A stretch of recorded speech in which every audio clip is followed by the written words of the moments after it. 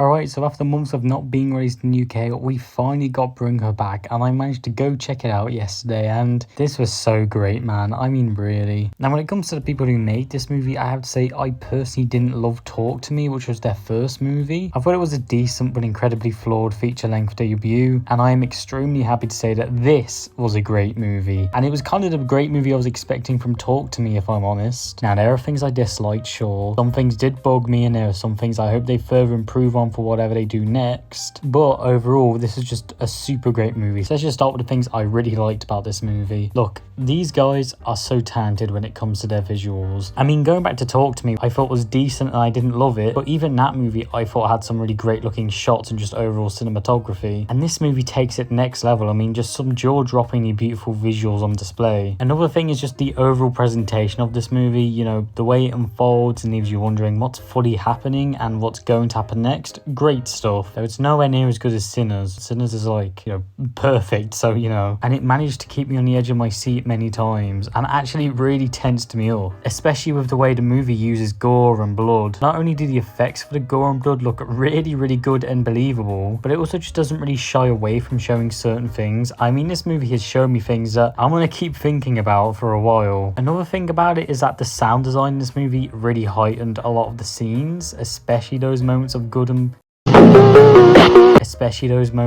and gore. Just such gross and nasty sound design at times, which left me feeling pretty sick, but in a good way, in the way the movie was intending. I guess the best sound design I've seen in a horror movie since maybe The Substance from last year. Now, one thing that may be a bit of a drawback for some is that this movie has attempts of humor.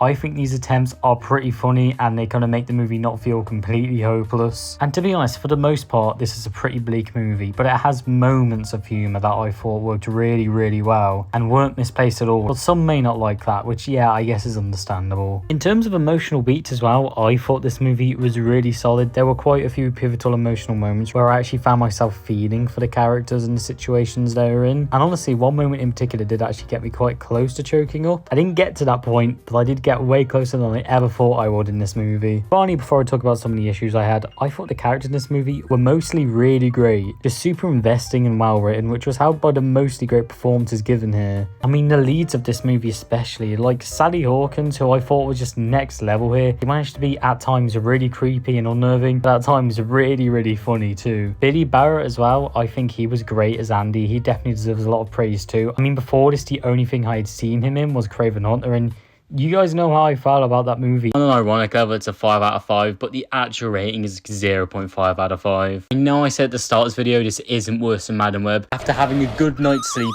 still thinking about Craven Hunter when I was waking up, I'm thinking, yeah, this might actually somehow be fucking worse than Madam Web, if that is even possible in any way whatsoever. Just a marginal step up from his performance in that movie. However, unfortunately, since we're talking about the characters and performance in this movie, I have to kind of start with my negatives and be honest. I thought Sora Wong was pretty bad in this movie, which I know it's her first performance, so I'm going to try to be kind, but I just couldn't help but feel that her acting did really kind of take me out of a lot of moments in this movie. And I felt like her performance overall made her, the character of Piper, a bit of a bad character for me. She's not awful and she has her moments, but overall, I didn't really like the character, and that was mostly because of the performance given was unfortunately really bad. Another thing I have to say is that while I thought overall the storytelling and pacing was great, I do think the third act did take me out a bit, because while it wasn't straight up bad or anything, I did have this overwhelming feeling of, okay, this is starting to drag on, and it made the movie feel like really longer than it was, and by the time it was wrapping up, it did feel like it was going on for way too long for the story they were telling. One last like minor nitpick I kind of have with this movie is that, yeah, there were some moments in this movie but I personally thought the dialogue was a bit wonky. It wasn't that often, but it did happen every now and again, and it was really noticeable when it did. So that is a negative I had in the movie that I can't really brush past. That's about it though for what I disliked, because like I said, this movie was really great. I didn't go in with the highest expectations, but it was so much better than I was ever expecting. I can't wait to eventually watch this one again and show it to friends and family just to see their reactions